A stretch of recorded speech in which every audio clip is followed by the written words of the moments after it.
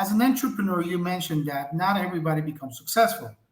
And the reason that everybody becomes successful is because it's the same thing that I share as one of my secrets. One of my secrets is don't have a plan B. And a lot of young entrepreneurs and a lot of entrepreneurs, they always start something with a plan B, right? So it means that in their mind, they're already looking to fail. They're telling themselves, when I fail, this is what I'm going to do. Why? Because you have a plan B. So it's not saying if I fail, this is what I'm going to do. To them, is in their mind, and in a very deep down subconscious is when I fail, this is what I'm going to do. Because if you have no plan B, then you're never going to think that you're going to fail, right? So if you don't have a plan B, if you stick to what you're going to do and you have your faith into what you're going to do, then you're going to become successful. And that's exactly what I do every time I start a new business or every time I take over another business. There is no plan B. What's going on, world? It's your hobby, David St. Clair Speaks, and you are now tuned in to the St. Clair Speaks Show. You are now tuned in to the St. Clair Speaks Show. Welcome back to the St. Clair Speaks Show podcast. I'm your host, Yahavi St. Clair, sitting with another amazing guest. This is a firm reminder, stories that inspire. Today, we are sitting down with Edwin Carrion. He is I would like to say, a God-made millionaire, family man, father, husband, serial entrepreneur, author of 9 Secrets for a Successful Life and Business. But wait, there's more. For those of you that don't know, Edwin is actually a mentor and investor. And throughout his run, he's actually founded several multi-million-dollar companies that has specialized in real estate development, transportation and logistics, investment in business and education and consulting. Edwin is a man of many hats, and he came to this country at the age of 12 and made something for himself, not just for himself, but for generations to come in his family. If this story does not inspire you to go out there and do something great, I don't know what will. So with that being said, Edwin, I want to welcome you onto the St. Clair Speaks Show podcast.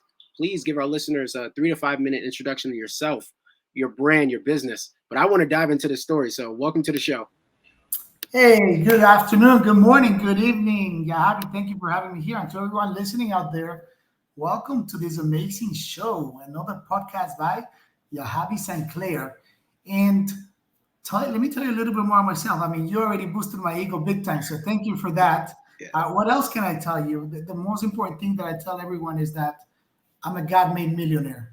And that's who I am, a God-made millionaire, because I give glory to my Almighty God for everything that I have in my life, all my blessings, all the wealth that I have financially, the wealth that I have in my relationship with my wife, the family that I have, and all the amazing opportunities I get to do, travel the world and inspire and aspire a lot of people.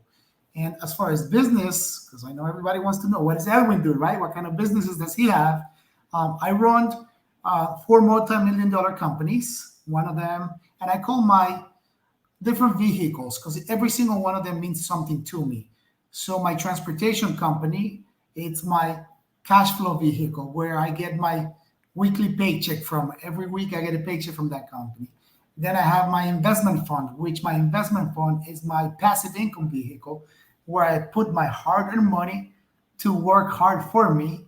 And all I have to do is just collect a paycheck once a month without having to do anything. Well, actually, take 2 minutes to get that check deposited in my bank account.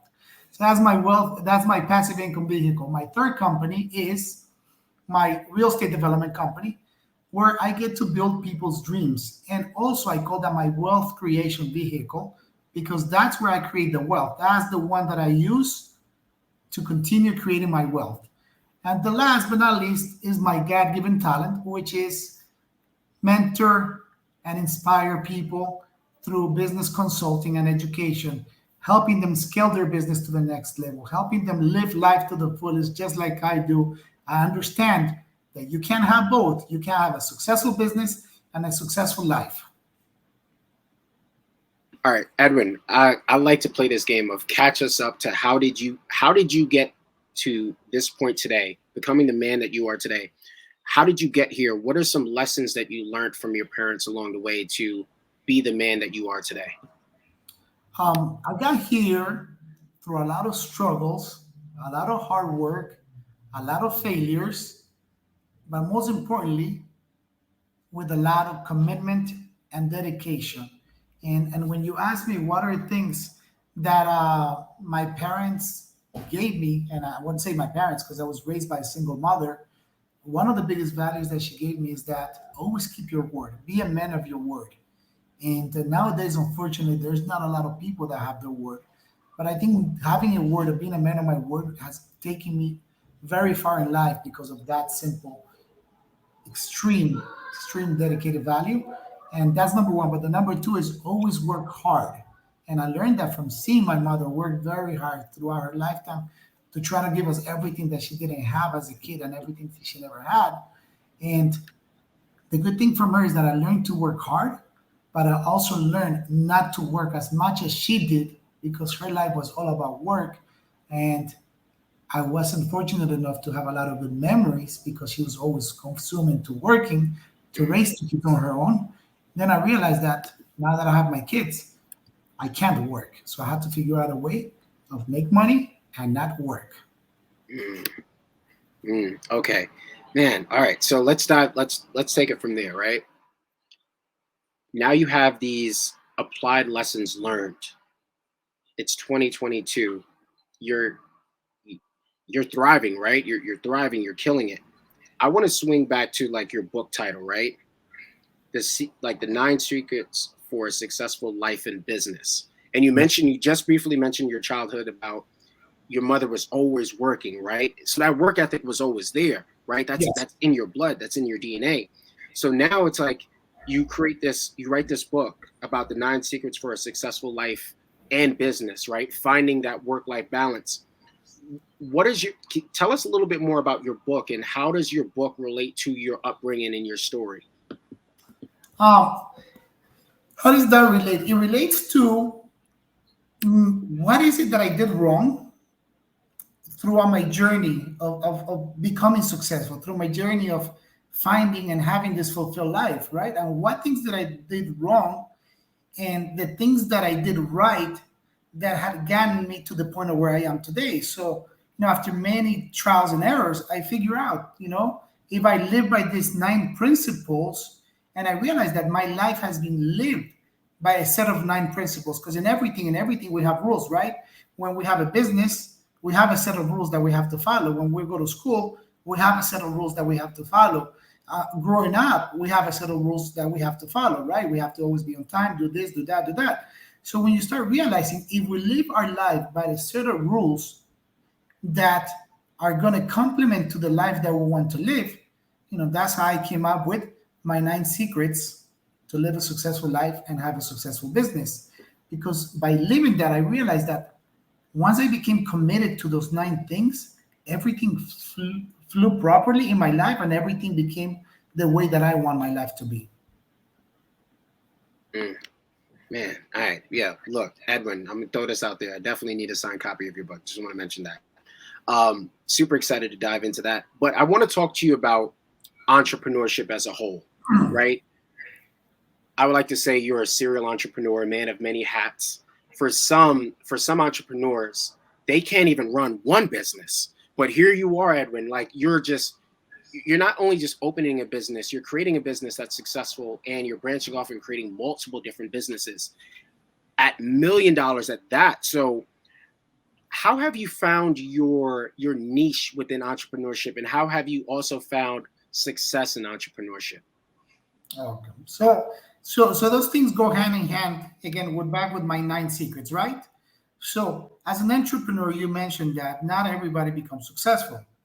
And the reason that everybody becomes successful is because it's the same thing that I share as one of my secrets. One of my secrets is don't have a plan B. And a lot of young entrepreneurs and a lot of entrepreneurs, they always start something with a plan B, right? So it means that in their mind, they're already looking to fail. They're telling themselves, when I fail, this is what I'm going to do. Why? Because you have a plan B. So it's not saying if I fail, this is what I'm going to do. To them, is in their mind, and in a very deep down subconscious is when I fail, this is what I'm going to do. Because if you have no plan B, then you're never going to think that you're going to fail, right? So if you don't have a plan B, if you stick to what you're going to do and you have your faith into what you're going to do, then you're going to become successful. And that's exactly what I do every time I start a new business or every time I take over another business. There is no plan B. I'm going to do this. This is how I'm going to do it. And this is where I'm going to get to. And sure enough, it works out every single time. Why? Because I did not have a plan B in mind. There was no plan B. There was, and in life, when I mean a plan B, a lot of people start a business meaning that, if this fails, this is what I'm going to do. But if you want a plan B, your plan B should be, when my business gets to this point, this is what I'm going to do. And that's a plan B. That's the correct plan B. Not if my business fails, this is what I'm going to do. So when my business gets to this point, to this milestone, this is what I need to do. Since we're on this topic, I want to talk to you about, of course, the multiple businesses that you run. It's kind of like having, you have multiple kids, right? And, you don't really say who's your favorite, right? So all these businesses that you run, Edwin, what would you say would be the most favorite that brings you most joy out of all the things you do? Yes, my favorite one, and again, like you said, they all have a different meaning in my life. They all have something different in my life. But business education and consulting is the one that has the biggest meaning in my life. And the reason for that is because putting away the financial gain that I get from it, the most important thing is that I'm able to create and give people the opportunity to become successful. And one thing that I learned in life is that if I give you money right now, if I give you $10,000, you're going to go and you're going to spend that money, right? And when the money is gone, it's gone. But if I'm able to give you knowledge where you're going to become successful, nobody, and I mean nobody, could ever take that away from you. And the best thing about that once you become successful, the person that I teach, they're going to share that knowledge with somebody else. So it kind of builds this legacy where you pass on to many people of, this is the business to success. These are the secrets to success.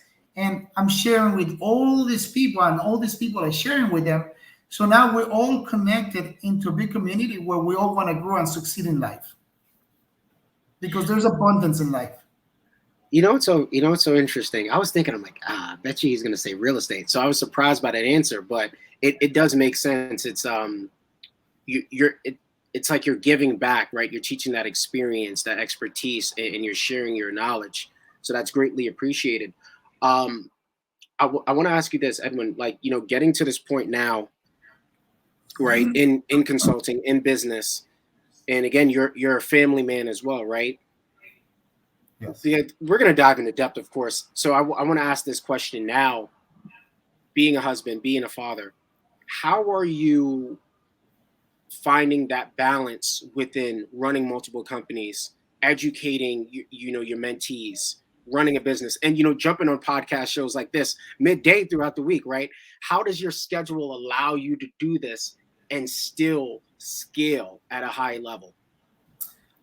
Very simple, and it's by prioritizing the things that are important in my life.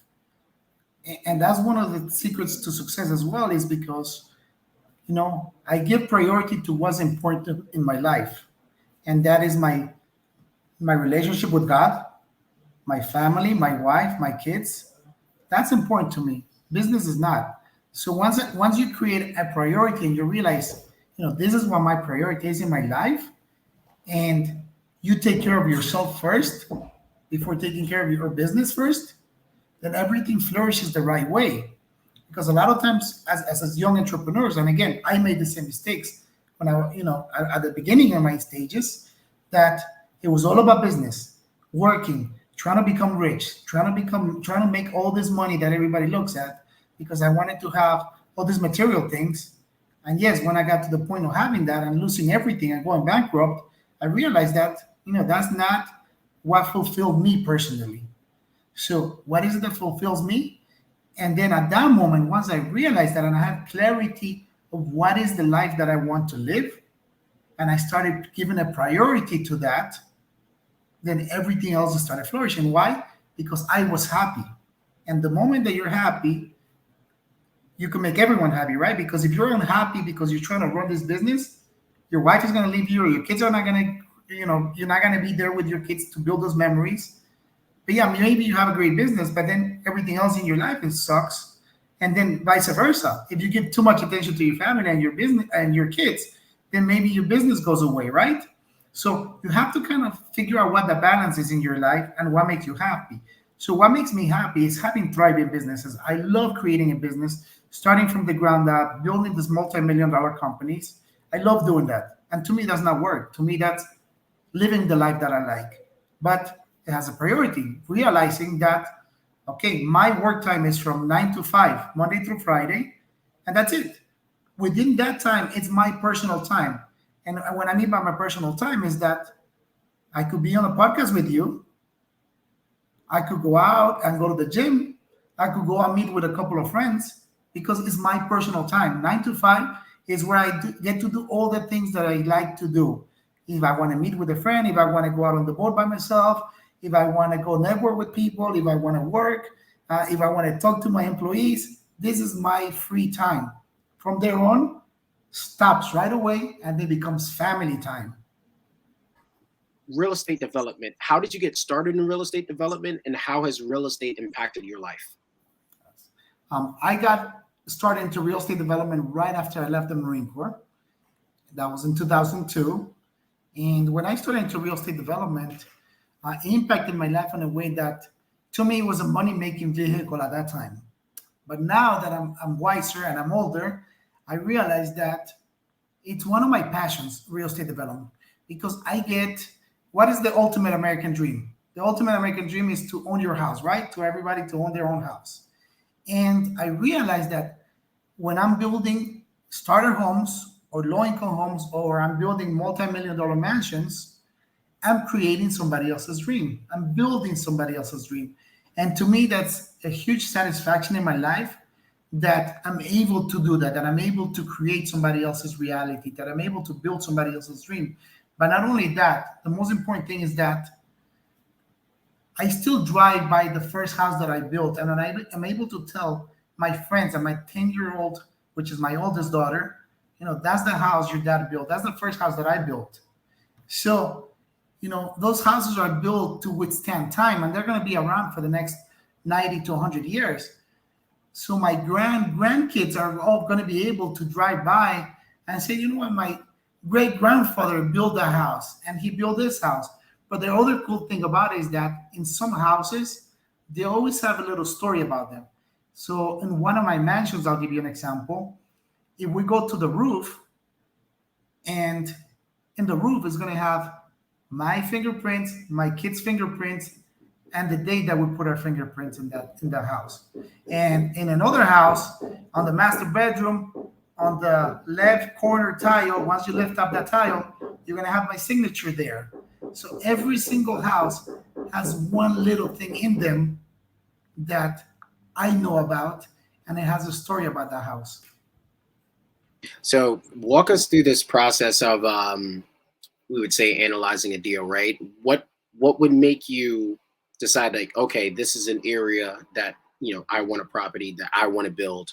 What are some things that you look for in that beginning stage before, you roll up your sleeve and go all in on the property project? Yes, nowadays I'm very spoiled.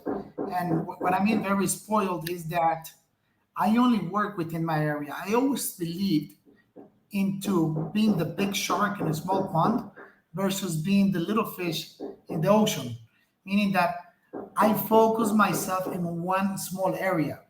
And the reason I like to focus on one small area is because when somebody tells me there's a property available here, I don't have to drive by and take a look at the property. I already know in my head, this is where it is, this is what it looks like, it fits my criteria, it fits what I want. It's very simple and it's fast. So I can make quick decisions and execute right away. Versus if I was building all over Miami, if they tell me, oh, there's a property in Miami Beach, and I'm not familiar with the area, then I got to figure out, like, where is it? What is it? And that's one. But number two, I only build within a 5 mile radius of where I live. So meaning that I don't want to drive. I don't want to drive an hour to a project. I want to drive 10 minutes to a project if I need to go look at the project.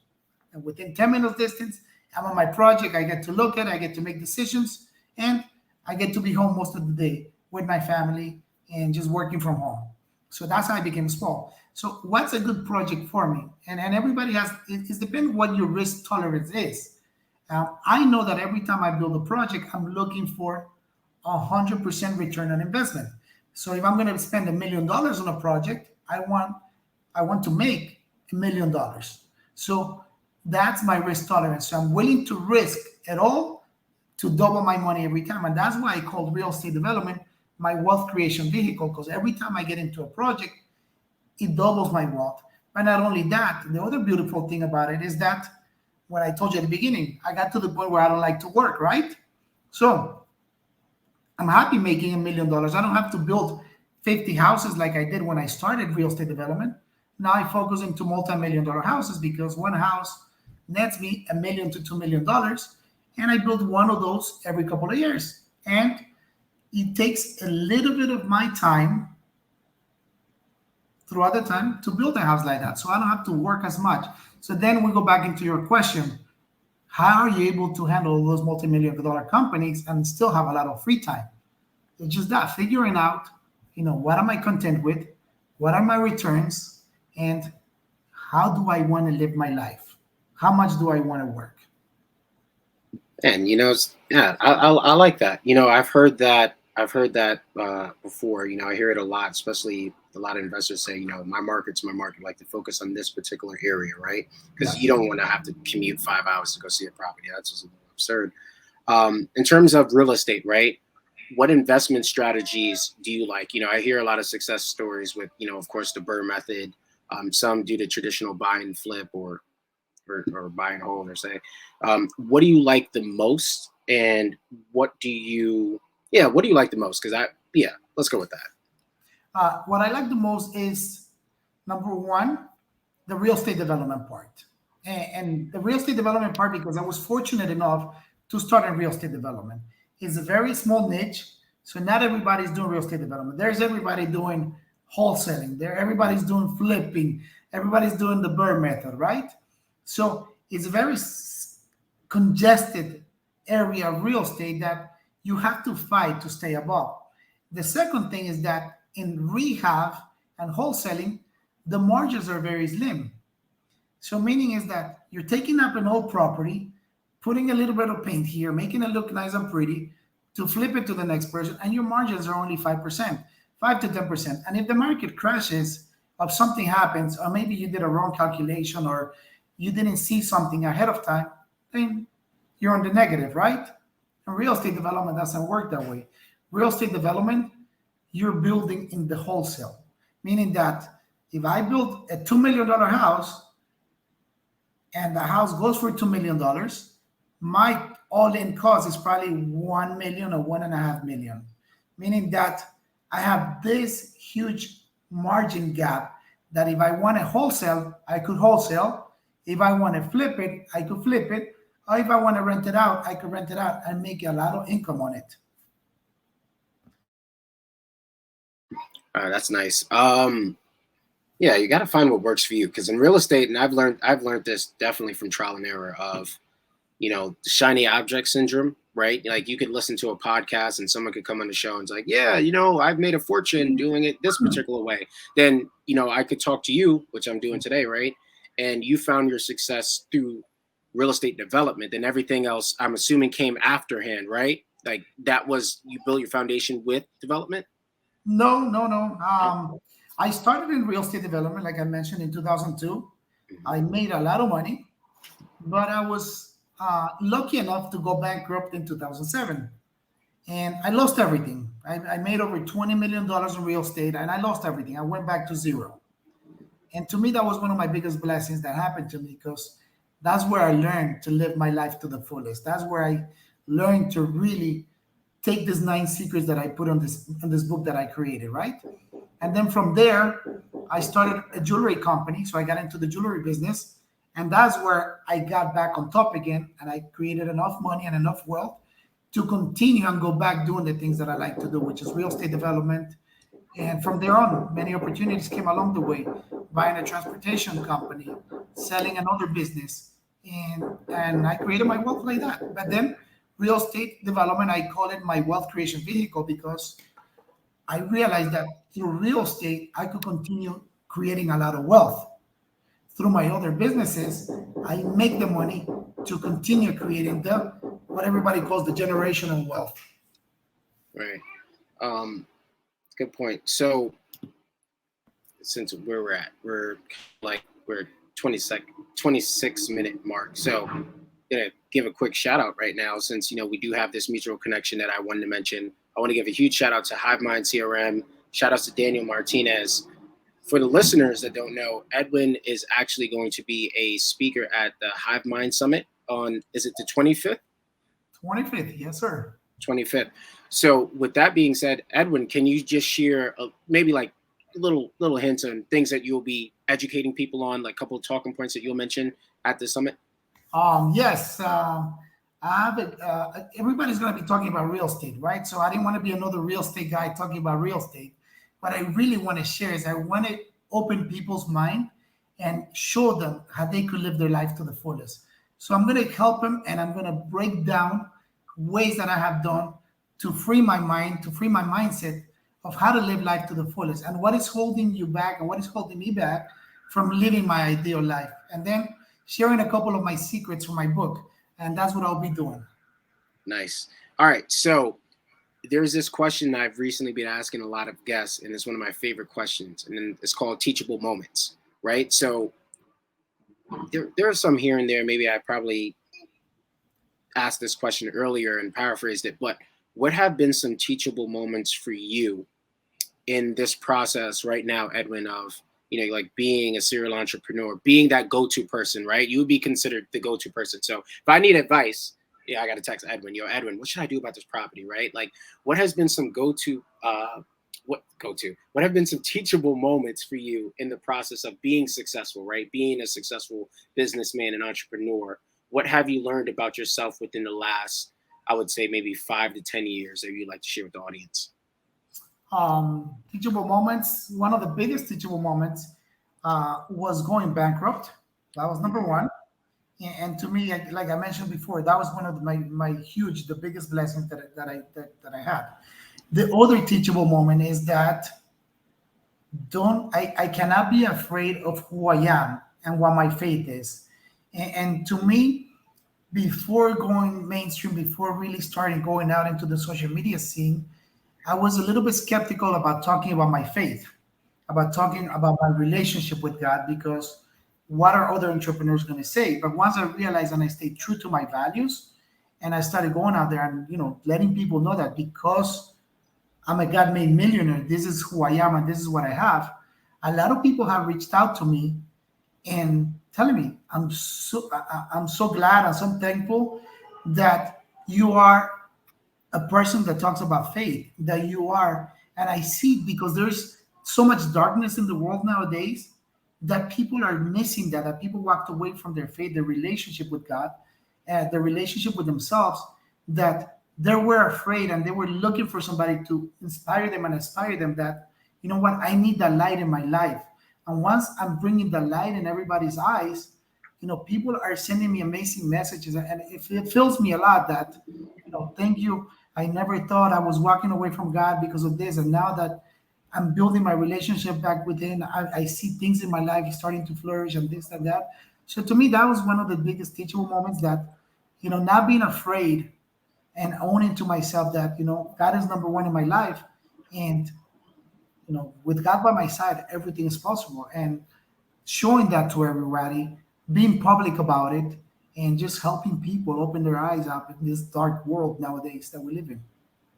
And Edwin, I first thing first, I love that you share that, and you wear that, right? And you are a representation of, like, okay, you got the quote unquote bag, right? You hit this level of success. That didn't change you at all, right? You're still God fearing. You still preach the word. You still live in your faith, and you kept that belief. So I guess my question for you is, what what do you want your legacy to be? I guess that's a really good question for you, right? You know, have all these accolades, right? But what do you want your legacy to be when 20, 25 years, maybe 40 years from now, Edwin Carrion, what is your legacy? I really don't want a legacy. And there's this amazing song that I like, that it talks about. It's called, I can't remember the name right now, Casting Crows. And it talks about, it's like, I don't want to leave a legacy. I just want God to know that I walked in his path and I am the best person that I could be in my life. But as time goes on, what I do want, I do want a lot of people to get closer to the relationship, to their faith. It doesn't have to be God, because my God is my God. I would love for everybody to follow my God, but I respect everybody's beliefs and everybody's values. But I want them to have the faith in themselves, the faith in God, the faith in Buddha, the faith in a higher power. I want them to understand that that faith is going to take them extremely far in life. But the most important thing is that showing my kids, showing my family, living a lot of good memories and spending a lot of time with them to create all these amazing memories. So 20 years from now, when I'm in my deathbed and I look back on my life, I said, wow, what an amazing life I had. And that could happen to me today. And I would look back on my life and say, wow, I had an amazing life. I had everything that I wanted. I was able to do the things that I want in my life. And there's no, I should have, I could have, I would have. And to me, that's what's important. It's me being happy, doing the things that I want to do. That's my legacy for me, not for anybody else. It's meaning that when I am in my deathbed, looking back and said, Edwin, you had a great ride. I'm ready to go to continue living my life to the fullest. That's amazing. Oh man. So there's like maybe like a couple quick questions I have for you. So I want to talk about business real quick. There's this misconception that you need finances to start a business, right? You need to have some type of capital. Is that true or false? And if so, what does that look like if someone doesn't have capital to start a business? Okay. That is true and false, right? So it depends the kind of business that you're going to start. There's some capital required to start a business. But you, the person starting the business, does not need to have the money. So what do I mean by that? If I want to start a transportation company, there's capital required, right? Meaning that I have to buy a truck and I have to buy something and I have to open up all the legal paperwork. But if I don't have money, it's okay. I could still start that company because I'm able to go out and raise the capital to start that money. So, we use what is called OPP, other people's money. And as long as we're able to deliver, then there's no reason that somebody's going to give us their money. Because there's, again, like I mentioned before, there's an abundance of everything in this world. Just like there's an abundance of money, there's abundance of amazing people willing to invest in your idea only if you're able to deliver. Start networking. Got to start networking. That just downloaded in my brain. And on that sense, just so everybody knows, my first major company in real estate development, I was in debt. I didn't have any money, but I was able to raise money to start the company. And on my second major company, I was bankrupt. I had no money, but I was able to raise money to start that business. Edwin, I've been dying to ask you this question. This should have been the first question I asked you too. Why is telling your story so important? Why is telling my story so important to everybody? Oh, to me, right? I guess to me. Number one is, in all these podcasts that I do and all these teachings that I do and everything else, we all relate. We're all humans are interconnected in one way and another. I was raised in another country, so I'm an immigrant, and there's a lot of immigrants in this world, right? Whether you're, even now that I'm in Colombia today, coming to you live from Colombia, from South America, there's a lot of immigrants coming from another country to Colombia to live here because their country is not as good as Colombia. And just like in the United States, there's a lot of immigrants. I relate to a lot of them because we all come from another country and we're trying to grow and succeed in life. So that's number one. There's a lot of us that were raised by a single parent, whether it's a mother or a father. There's a lot of us. So we all relate. So at the end of the day, when you start putting all these things together, we're all interconnected in one way and another one. But the thing that sets us all apart is our mindset. And Mm, if I'm able to change your mindset to let you know that I am like you, an immigrant. I am like you, raised by a single parent. I am like you, where I come from no money. I am like you, that I didn't speak English when I was in the United States and everybody made fun of you. Am I like you, that I had to work very hard, but nothing was given to me? And if I was able to succeed because I'm just like you, there is no reason that you're able to succeed because you're just like me. mm. Yeah, I love that. No, that's yeah, it's relatable, but it's so true. It's so true. It's true. It comes down to how bad do you want it. Again, you came here at the age of 12, right? Age of Yeah, 12, years old. and you made something for yourself. So that's something to be said right there. What would you say is, because I know we're winding down towards the end, but what would you say is the takeaway message that you want the listeners and the viewers to take away from listening to your story today? Yes, the one thing I'm going to leave you with today is that everyone changes, but not everyone improves. Mm, As time changes, in 5 years from now, everybody changes, but not everyone improves. So the one thing that I want you to do is to figure out how can you improve every day. So when you look back 5 years from now, you improve versus you change with time. mm. Everyone changes, but not everyone improves. That is the word. All right, yo, this was awesome. Edwin, please, before you go, shout out your social media. Where can we follow you, keep up with what you're doing? And also, where can we get a copy of 9 Secrets for a Successful Life in Business? Yes, yes. You could follow me on my social media channels, Instagram, Facebook, LinkedIn, and it's Edwin Carrion 78. Or you could join my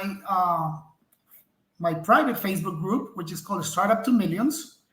And on that Facebook group, you're able to get a lot of things and a lot of cool things. Number one, you're able to get my ebook for free once you become part of my group.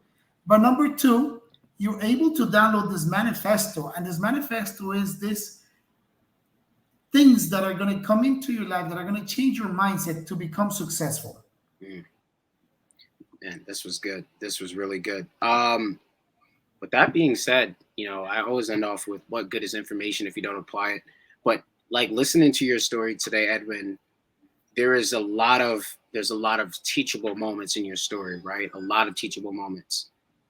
You didn't give up. Like you were hit with bankruptcy. You didn't give up. That inspired you even more. When other people would have tapped out, you tapped in.